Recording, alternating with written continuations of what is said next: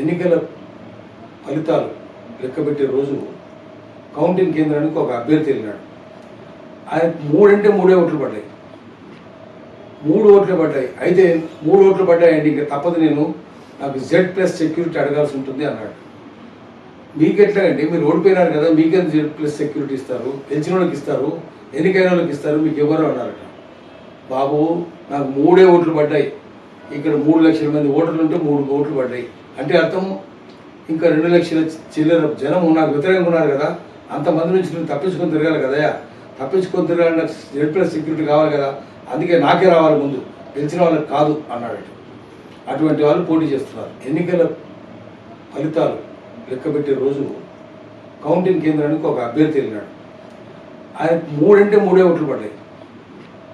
3 ఓట్లు పడ్డాయి. అయితే 3 ఓట్లు పడ్డాయండి, ఇంకా తప్పదు, నాకు Z+ సెక్యూరిటీ అడగాల్సి ఉంటుంది అన్నాడు. మీకెట్లా అండి, మీరు ఓడిపోయినారు కదా, మీకెంత Z+ సెక్యూరిటీ ఇస్తారు? గెలిచిన వాళ్ళకి ఇస్తారు, ఎన్నికైన వాళ్ళకి ఇస్తారు, మీకు ఎవరు అన్నారట. బాబు, నాకు 3 ఓట్లు పడ్డాయి. ఇక్కడ 3 లక్షల మంది ఓటర్లు ఉంటే 3 ఓట్లు పడ్డాయి అంటే అర్థం ఇంకా 2 లక్షల చిల్లర జనం నాకు వ్యతిరేకంగా ఉన్నారు కదా, అంతమంది నుంచి నేను తప్పించుకొని తిరగాలి కదా, తప్పించుకొని తిరగాలి, నాకు Z+ సెక్యూరిటీ కావాలి కదా, అందుకే నాకే రావాలి ముందు, గెలిచిన వాళ్ళకి కాదు అన్నాడు. అటువంటి వాళ్ళు పోటీ చేస్తున్నారు.